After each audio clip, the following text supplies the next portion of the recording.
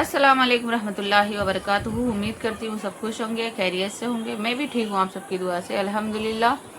आज मैं बात करने वाली हूँ पाकिस्तान से आई हुई भगौड़ी सीमा गुलाम हैदर और लप्पू के ऊपर। और उसमें बहुत सारी बातें हैं जो मैं आज करूँगी, उसके बच्चों के रिलेटेड, उसके आशिकों के रिलेटेड। और जो ये लप्पू पाकिस्तान से भगौड़ी को बुलाया है, भगौड़ी के साथ में मतलब रहता है, तो क्या ये इसका क्या मकसद क्या है, आज मैं इसी बारे में कुछ बातें करूंगी। ये पाकिस्तान जाएगी या नहीं जाएगी सीमा गुलाम हैदर।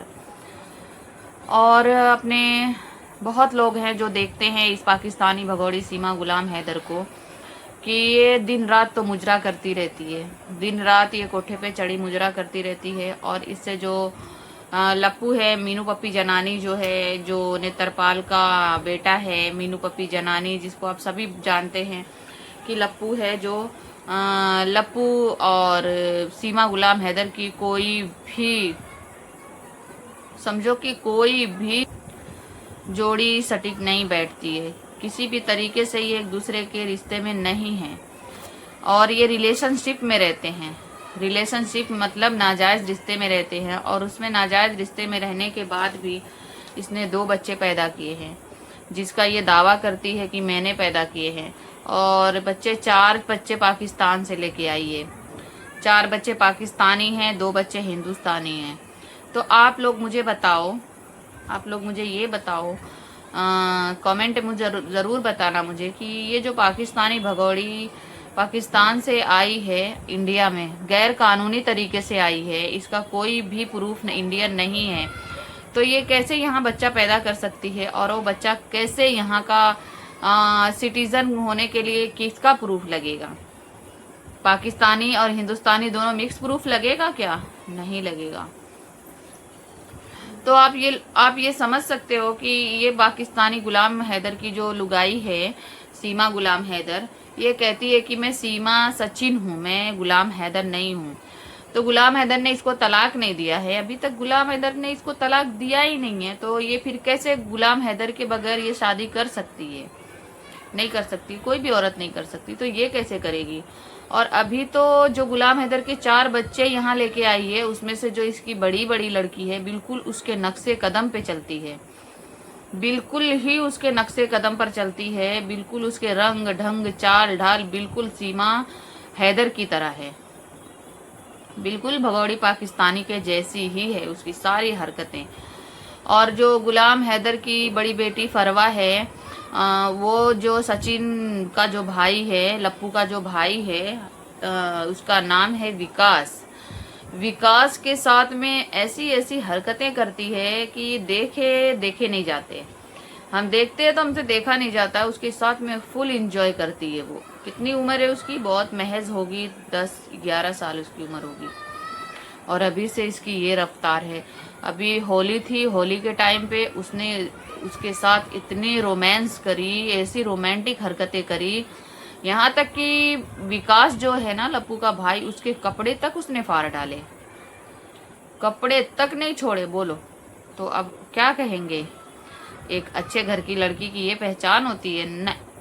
जब माँ ही अच्छी नहीं है उसकी, जब माँ उसके सामने अय्याशी करती है लप्पू के साथ में, तो उसके ऊपर क्या बीतती होगी, उसका क्या असर होगा?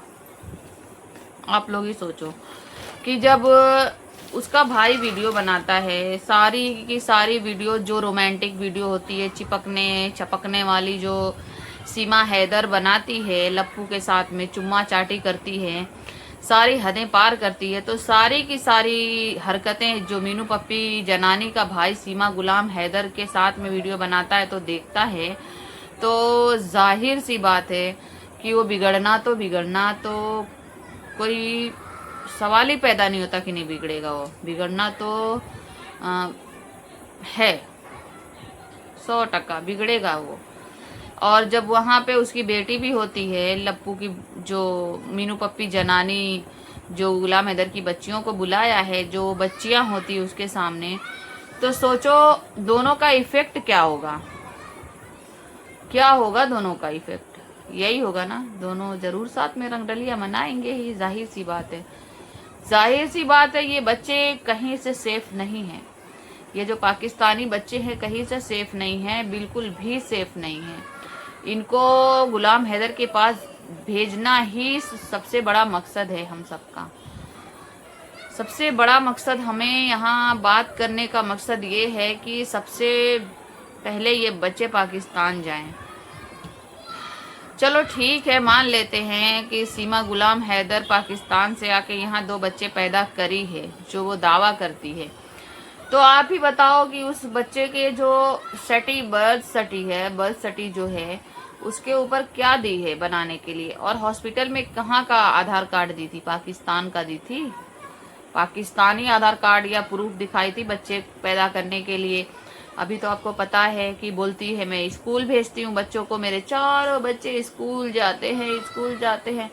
हमारे बच्चे जो हैं, हमारे बच्चों के लिए स्कूल में दाखिला लेने के लिए कोई एक प्रूफ जो होता है ना, उसकी स्पेलिंग भी नहीं गलत होनी चाहिए, है ना, तो जाके प्रिंसिपल एडमिशन लेता है या लेती है। कि बच्चों की हर एक चीज जो है ना बिल्कुल परफेक्ट होनी चाहिए, तो बच्चों का एडमिशन होता है। तो आप खुद बताइए, सोचिए कि जिसका कोई प्रूफ ही नहीं है इंडियन, उसके 4 बच्चे स्कूल कैसे जा सकते हैं? कौन प्रिंसिपल लेगा इसके बच्चों को? कौन से स्कूल में एडमिशन मिलेगा इसके बच्चों को? मिलेगा क्या? आप खुद बताइए कमेंट में। मेरे ख्याल से तो मैं तो कहूँगी ना, बिल्कुल नहीं मिल सकता। किस आधार पर एडमिशन मिलेगा जब इन बच्चों का कोई प्रूफ ही नहीं है? पाकिस्तान में अच्छे भले पल रहे थे, अच्छे भले बच्चे स्कूल जा रहे थे, अच्छा भला खा रहे थे, पी रहे थे, अच्छे से जिंदगी गुजार रहे थे।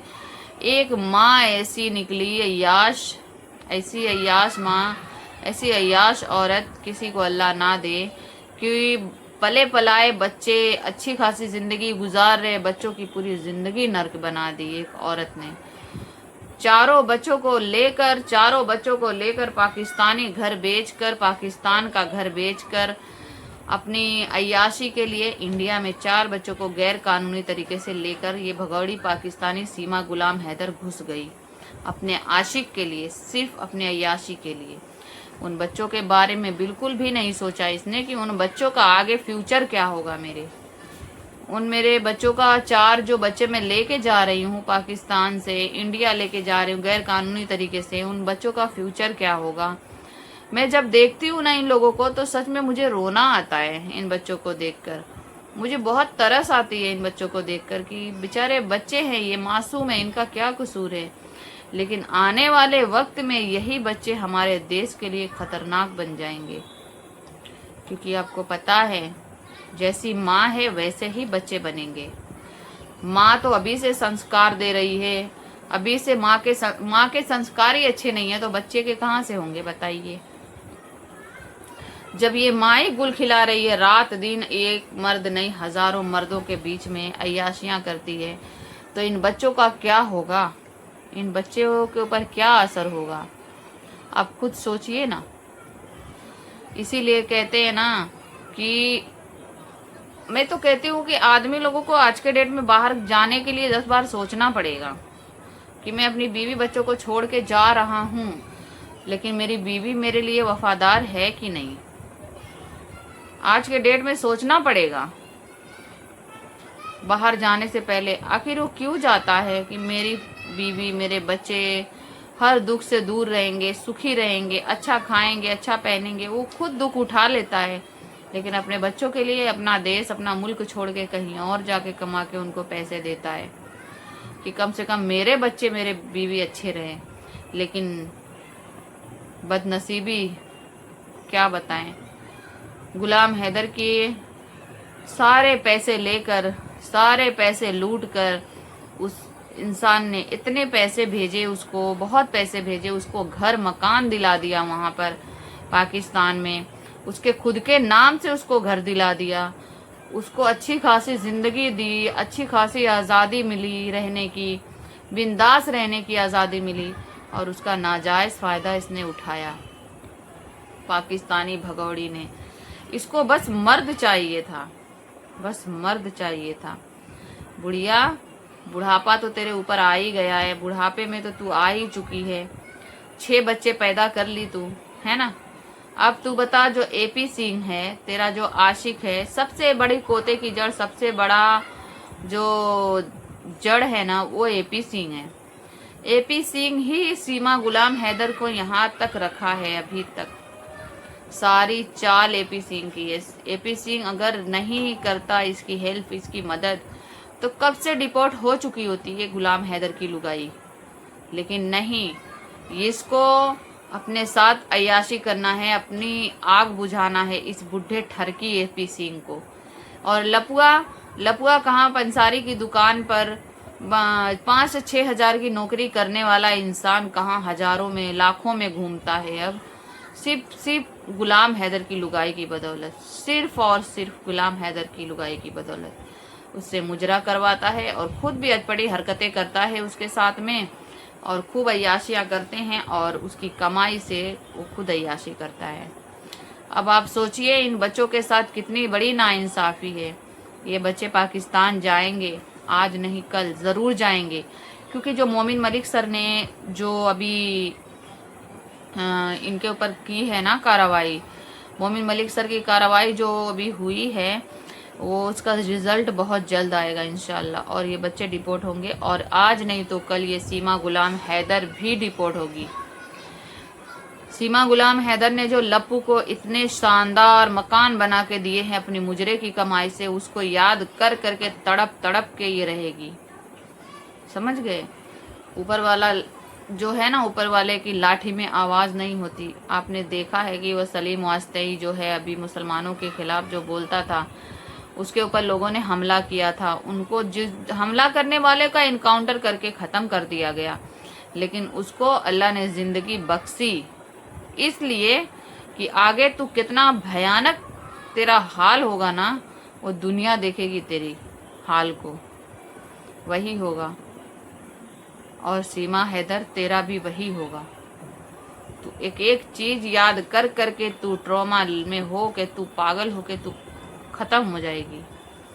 तूने जो किया है, तूने जो गलती की है ना, इस गलती का कोई भी माफी नहीं है। इस गलती की तूने माफी के लायक किया ही नहीं। तूने बेवफाई की गुलाम हैदर के साथ, तूने उसका घर बेच दिया, तूने उसको बर्बाद कर दिया, तूने अपने देश का नाम खराब कर दिया। मतलब कि तू अपने देश से भाग के तो आई, और आने के बाद भी तूने यहाँ से भी बहुत उल्टा सीधा, जिस देश में तू पैदा हुई उसके बारे में भी बहुत बुरा भला बोली।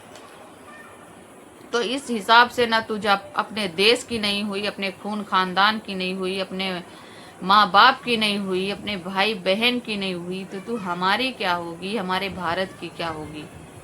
अपनी औलाद की नहीं हुई तो अपने औलाद के फ्यूचर के बारे में नहीं सोची। तू अपने औलाद का एक बार चेहरा नहीं देखी कि इनका क्या होगा। अगर उन बच्चों का बाखुदा कुछ रास्ते में हादसा हो जाता, उन बच्चों के साथ कुछ हो जाता, तब क्या होता, फिर क्या होता। कभी सोचा था तूने सीमा हैदर? तूने कभी भी नहीं सोचा था। तेरा हश्र अंजाम बहुत ही ज़्यादा भयावह होगा और ये दुनिया देखेगी। तेरे से लोग इबरत हासिल करेंगे, इबरत हासिल करेंगे सीमा हैदर, तेरे से लोग इबरत हासिल करेंगे। तो चलिए, वक्त मिले तो फिर मिलूंगी इंशाल्लाह। तब तक के लिए दुआ में याद रखना, और वीडियो को फुल वॉच करना। अच्छी लगे तो लाइक शेयर सब्सक्राइब ज़रूर करना। अपनी दुआ में याद रखना। अल्लाह हाफिज़।